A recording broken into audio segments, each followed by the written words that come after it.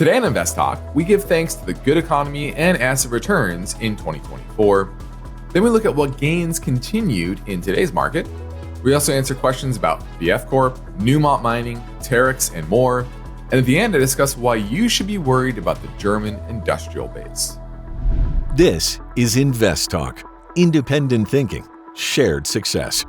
Now, we all just experienced the Thanksgiving holiday, and hopefully we all gave thanks for the blessings in our lives. And today we're going to look back at 2024 so far and give thanks to a year that has, I think, blessed most of the investment community, at least, with a pretty good year and much better than had predicted when the year began.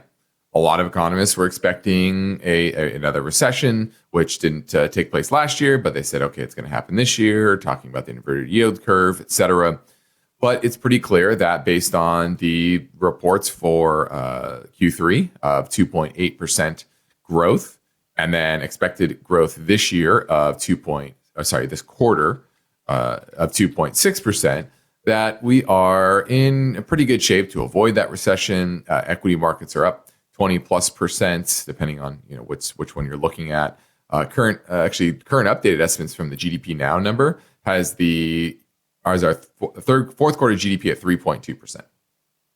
And but there's it's a mixed bag. It's not all rosy. Home prices have gone up, but sales have taken a hit from continued rising mortgage rates. And there's hope that a Trump administration will bring deregulation and additional tax cuts and policy that will spur growth. That is one thing I will say, though. I think that is, there's a lot of assumptions that Trump 1.0 will be similar to Trump 2.0 and vice versa, right?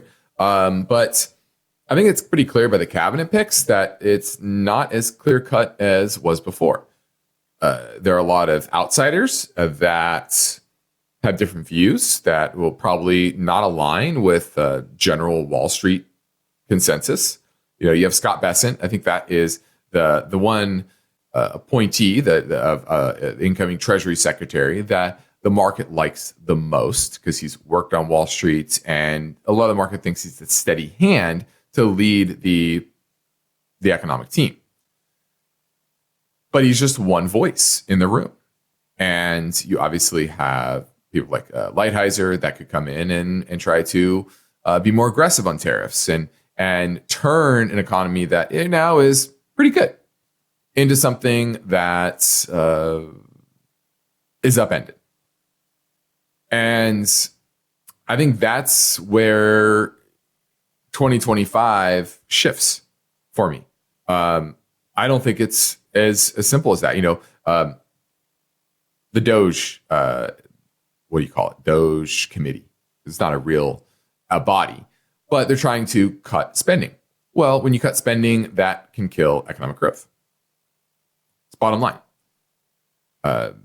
If you take an economics class and you look how GDP is calculated, it's C plus I plus G plus X. C is consumer. Consumer is in relatively good shape. I have a discussion I want to talk about later that says, okay, it's cooling, and there are some holes in that boat, but overall, it's pretty good. Okay. Then there's I, that's investment. So that's businesses going out, building business, investing in businesses, building buildings, factories, et cetera. And that's where you could get a spark, right? Tax incentives, tariff incentives, right? To continue to onshore manufacturing. I think that's where you could get the most boost. But the G is actually government spending. And we know government spending is massive right now, unsustainable, facts. But when you pull G down, that's going to pull economic growth down. Okay? That money goes somewhere. When the government spends money, it goes into the private economy. And so that's something I think you have to worry a bit about as we go into 2025. Now, the X is net exports. And net exports, that one also could get a boost if tariffs helps shrink the deficit. So I'm unpacking that because it's important to give thanks for where we are, but also to understand that the market looks forward. And right now the market is looking forward on an optimistic note. And I think for fair reason, right? Looking at Trump 1.0 and what the market did overall. But he's not trying to get reelected, right? So is he going to be as beholden to the market gods as he was in the first administration?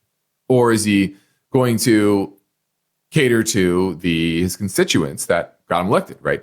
Lower and middle income consumers. That's pretty much, was a constituency. And so, the provocative policies can have many consequences. And I think it's still a lot of TBD to see if next Thanksgiving will be as thankful as we are for the economy. Let's take a look at the markets today. It was a decidedly positive day overall. You had the S&P not up a ton, about a quarter percent there. The NASDAQ was the leader, up over 1% on the day. Large cap growth certainly did the best, up about 64 basis points there. You also had small caps. Those were about flat on the day. So you saw some weakness after some recent run-ups in small caps lately. So kind of taking a breather there. You did have some big small cap tech names down a bunch. Upstart was down about 15% on the day. You also had Rocket Labs down 11%. You had Lemonade, that is the insurance company, online insurance company, that was down about 11% after being up dramatically over the past month or so since the election. NVIDIA was roughly flat. Supermicro was up about 28% on the day. So that was a big positive there.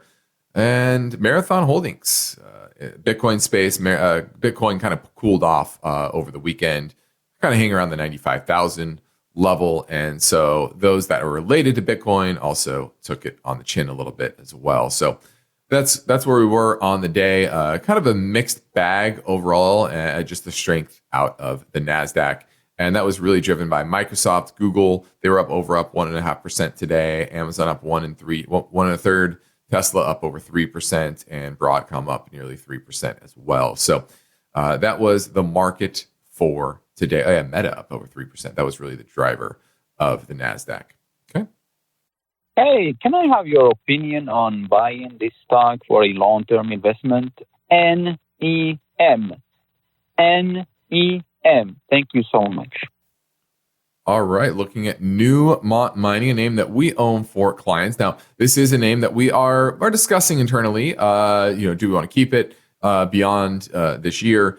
The fundamentals are fine. It's just the issue is near term. Their costs have gone up, and that is hurting future earnings projections. But you still have earnings expectations for 2025 of $3.70, and it's a $41 stock now, $40.91 at the close today. So that's a reasonable 11 times forward-looking earnings. That's very cheap. They are buying back $3 billion worth of their shares, which is about 7% of their float or their market cap. That's very good. And obviously, this recent decline is something that would help with that, right? They're buying their shares at a cheaper price, and so. Overall, we like the size of the business, the diversity of their mines throughout the U.S., Australia, Canada, Peru, Mexico, Argentina, Dominican Republic, etc. And they're one of the largest out there. So what we're doing right now is we're looking at, are there better alternatives in this space? We already have multiple miners within our portfolios. And this is one of them. This is one of the ones that have been underperforming this year. And but right now we still have confidence in it long term. We have others that are obviously outperforming. We have others that are outperforming on the business side as well. But overall, we've always liked Newmont with its heft and its diversity of its mines. So I think long term it's still good. It's just a matter of, is this the best miner out there? And that's something we are reassessing. Now, you probably noticed that we are answering questions submitted by viewers over on our YouTube channel. So let's tackle one of those now. Randy23 says, would love to get your opinion on Terex, T-E-X. Terex has been around a long time. It's a very cyclical name. Let me pull this up here. And it makes capital equipment for construction, infrastructure, mining, shipping, etc. So think cranes. That's always been kind of their main business. Okay, but it's a business that isn't huge, $3.7 billion market cap, but its earnings are always up and down. Made $4 in 2018, barely made money in 2020. Obviously, that was because of the pandemic. But earned $7.07 last year, so it's earned $6.05 this year and $5.59 next year.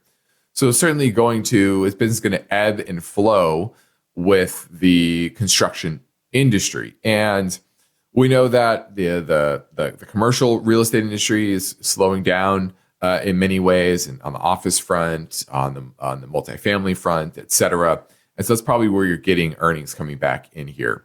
Now, so you have to understand that this is a very cyclical name, and you can't look at it as what's the P or something like that. You want to look at kind of long-term profitability here. Now, the good thing is, if I go over the last 10 years, return on equity tends to be in the high single digits on average, but now it's at 26%. So it's reverting to the mean here, and that I think is a bit of an issue. Now, if I look at the chart, it's really been in a downtrend, and that's what I would worry the most about is the recent downtrend that it is in over the past week or so, past couple months. And I think that's something that I would take a pause on. So I would not be buying Terex at this time. I don't like the trend in earnings. I don't like the cyclicality of it and the kind of the slowdown in the building industry. So I'm passing on Terex. Thanks for the call, or thanks for the comment over on our YouTube channel. Now we've got time, so let's play another listener question now.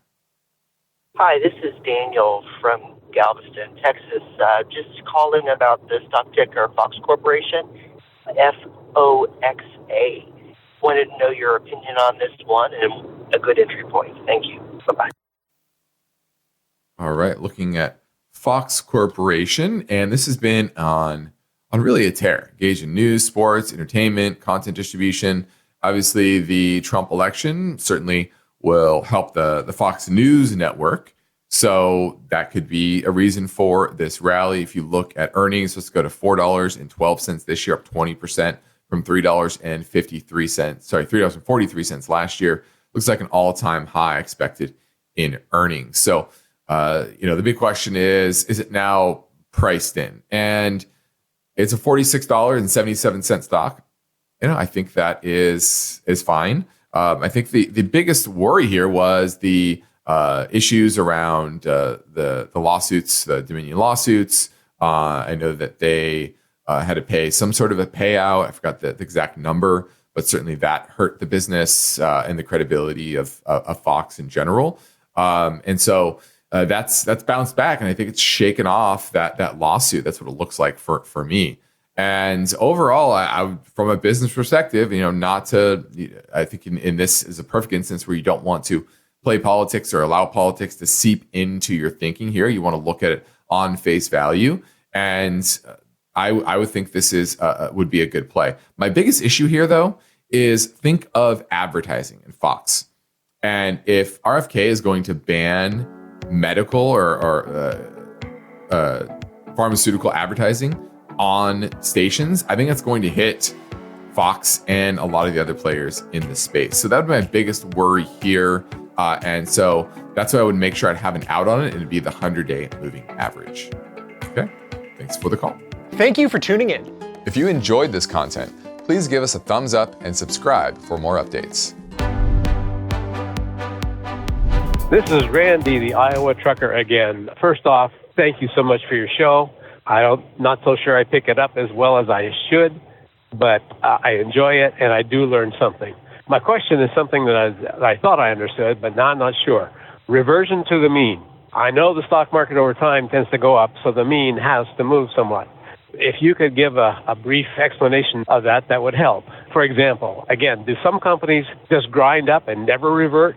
I'm thinking of Apple, which for me has gone up about 90% since I bought it, and Exxon, which has gone up about 200% since I bought it. I just got lucky on both of those.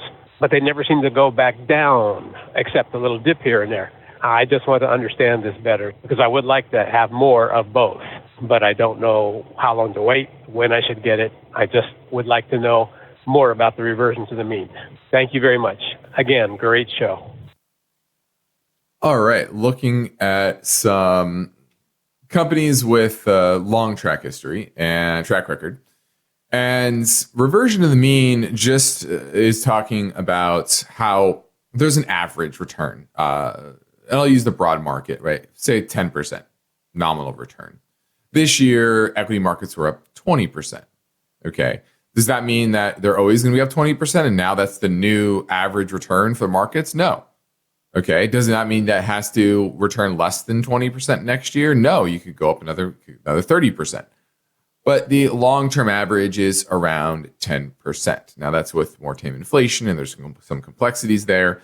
But when you get, a 20% year, the next year might be flat, but then your annualized return is roughly 10% over 2 years, for example. And that is can be your reversion to the mean. It could also be a major drop, right? We've had back-to-back very good years. You could have a 15% down year and still over 3 years have a 10% average return. Okay, that's the reversion to the mean, that you don't always get above average returns. Sometimes you get below average returns in particular sectors, particular asset classes, particular companies can have bad years. And that's just the nature of how markets work. Now, what you're talking about is you own Exxon. I don't know when you bought those, but odds are you've just bought them during an upcycle. And, usually have major downdrafts in markets every, call it 5 to 15 years, in that range. Okay. And, and that's when you get that reversion to the mean. You get people being washed out, and I call them weekends, people that get scared. They put too much risk in their portfolio, and they experience that risk. I always say, just because you didn't feel the risk doesn't mean you didn't take the risk, right? It's like you jumped out of an airplane with a parachute. There's a risk there. You landed safely, but does that mean you didn't take the risk because you survived? No, you still took the risk. Okay, same thing in the stock market, right? You invested in stocks and in companies, and it went up. You didn't feel the risk because it went up. Okay, you didn't feel the downside risk. But that doesn't mean you didn't take risk. And what happens in downdrafts is that people that thought everything was hunky-dory, thought that their low volatility ETF was truly low volatility when it really wasn't, right? It's just lower volatility than the average equity, but the average equity is high volatility, high risk. And they suddenly felt that, and then they sell, and those are the weak hands. And so that's when you get the reversion to the mean. Okay, so don't get thrown off by 1 year, 2 years, even just a handful of years where things are going well. It can continue, but it doesn't have to continue. The returns are not promised to you. Markets are not promised to you. Okay, they are a tool that you engage with, and you take the appropriate amount of risk, and that's what we are trying to do here on InvestTalk. That's what we try to do with our clients, is take an appropriate amount of risk for their goals, for the risk tolerance level. So when you do get that reversion to the mean, you don't get people that are panicking out. They're understanding the longer term ups and downs of investing. And if you can't handle that, then you're probably in the wrong game. Thanks for the call. Now let's touch a bit on the consumer. And we just got through earnings season, and real personal consumption expenditures were up 2.7%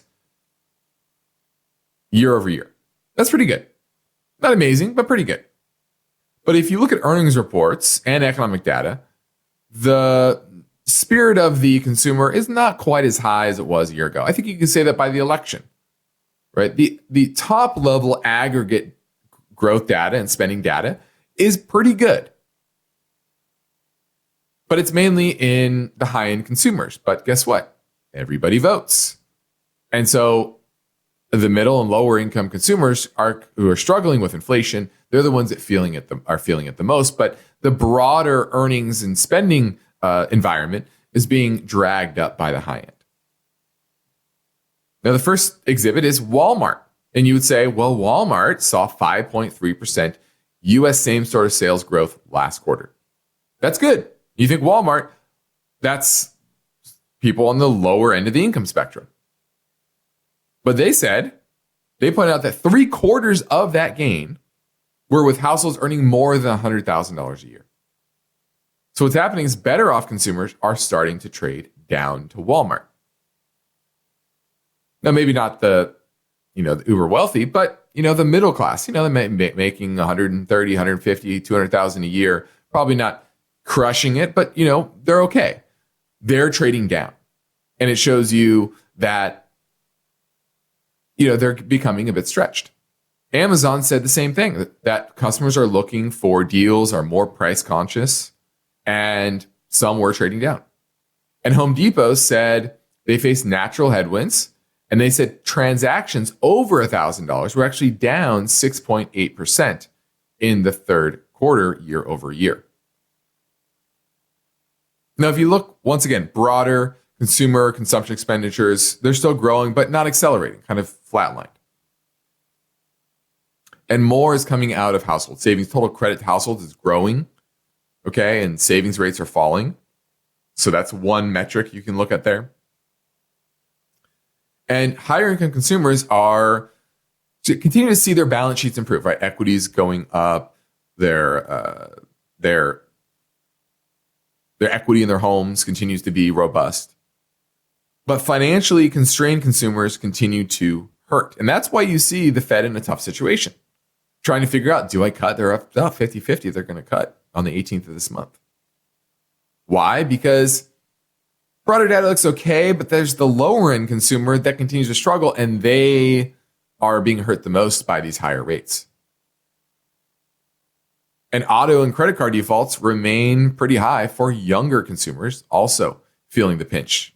Inflation as well as student loans. Now, mortgage rates have started to come down, and there's a jump in issuance, but this is in the higher credit score arena. Poor consumers remain locked out of the housing market. And so while, like I said, that we can be thankful for a good year, both economically and in markets, 2025 is likely to look different. Doesn't mean it has to be terrible. You can still have a good year. You can still outperform cash, for example. Do I think we're getting a 20% year plus again? I don't. I think the liquidity dynamics, the consumer continue to weaken a bit. The issue, though, and why I don't think you're going to have a major drawdown is because broadly the consumer is in balance sheet is strong.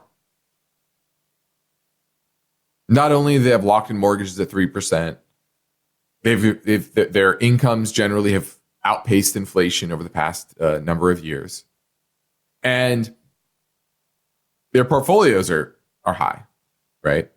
And so the overall stability of consumer balance sheets remains very strong. And so I wanted to go over that because there is a mixed picture here that you have to understand. And that's why I always see headlines, oh, everything's going to be terrible, or, everything's fantastic, right? The reality is always somewhere in the middle. And I think 2025 is definitely that year where the middle is kind of the sweet spot. Now let's keep things moving and pivot back to the InvestTalk voice bank at 888-99-CHART. Hey, Justin and Luke. Simon here from Canada. Appreciate you taking my call. I got two quick ones for you today. I'm looking to continue a small play in the uranium sector.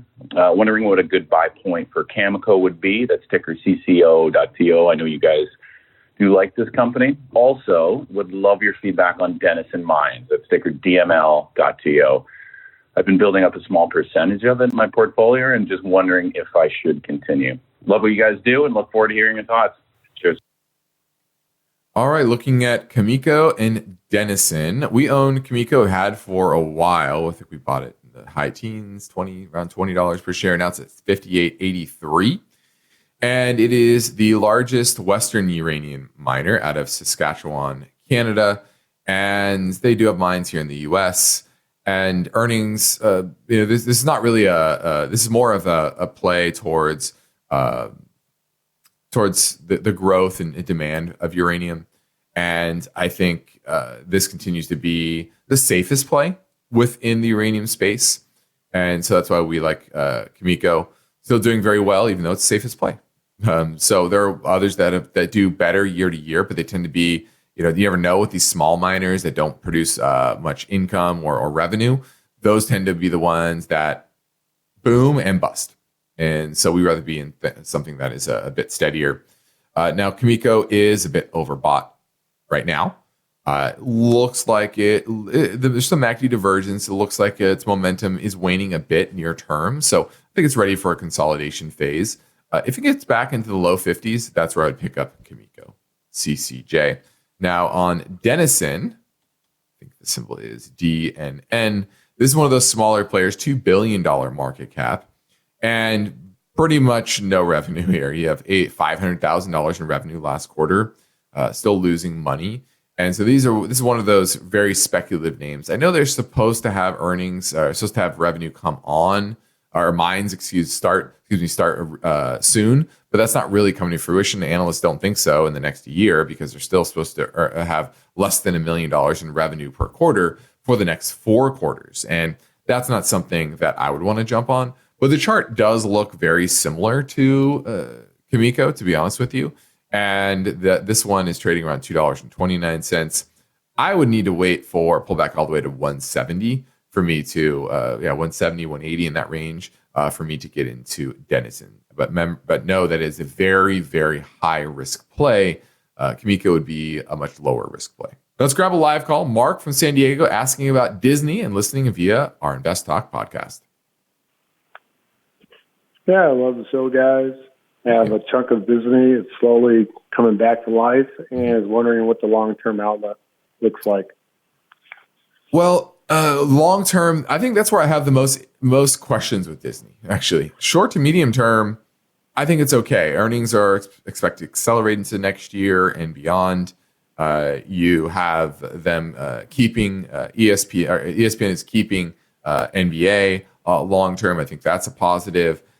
So I think there's some strengths there. Revenue growth is still in the low single digits, so not amazing. And earnings are supposed to slow down next year. So I think it's a bit of a head self in the short term, but overall it's very profitable, good business. And I think there's right sizing everything with Disney Plus, et cetera. So I like the new leadership, and this is a name that's on our watch list, let's say that.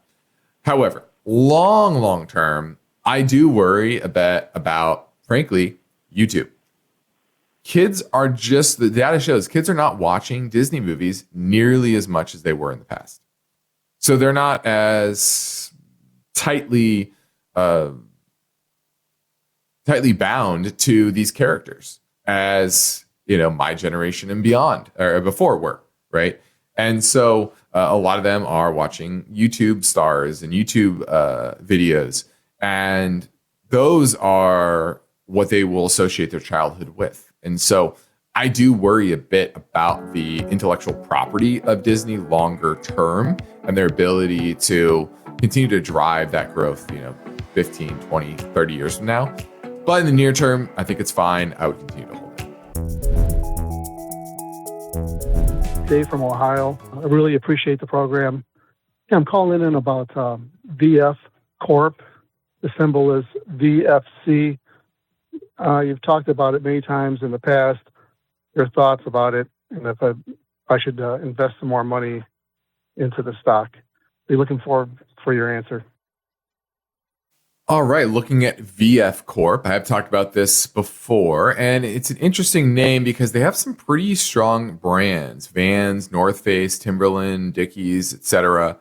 And these are very popular brands, especially here on the West Coast. And it was a behemoth for a long period of time. Its profitability was extremely high. Return on equity pre-pandemic was in the low to high 20% range for a long period of time. And now it's gone deeply negative, and mainly because it's a massive amount of debt that it's holds, $6 billion in net debt. And its free cash flow is about $600 million. Now they've right-sized that. It went negative for a period of time, and now it's back positive, but not nearly. It's about half of what it was kind of pre-pandemic. And so that's the worry, is that this isn't going to get back to the same level of profitability. Now, from a chart perspective, it's certainly improving. Relative strength right now is 83. It's in an uptrend. And, I think it's a decent bet at this point. So it's earn 95 cents next year, a $20 stock. So about 20 times forward earnings. But once again, the question is, how can they continue to work their way out of this high debt level? And that makes it high risk. But they have a good brand. I am a big fan of good brands, and I see stickiness with these brands. I don't see people wearing them a ton less. I just think it went through a period of bad management, maybe some supply chain issues, etc. And did they issue more shares? No, they didn't. They didn't actually issue more shares. So that's interesting. They didn't go and dilute their shareholders during this tough time. They used their cash flow and inventory to work through here. So, I actually think this is okay. I'm going to give VF Corp now, with this uptrend, a thumbs up. Thanks for the call. Now, lastly, let's talk a bit about Germany. And this is an underappreciated story, especially now that it's facing an election coming up. And most likely, Olaf Scholz is going to be out of a job. And Germany is remember, Germany is the third largest economy. US, China, Germany. And they're facing an energy squeeze and growing competition from China, and now a Donald Trump America that could put tariffs on their exports.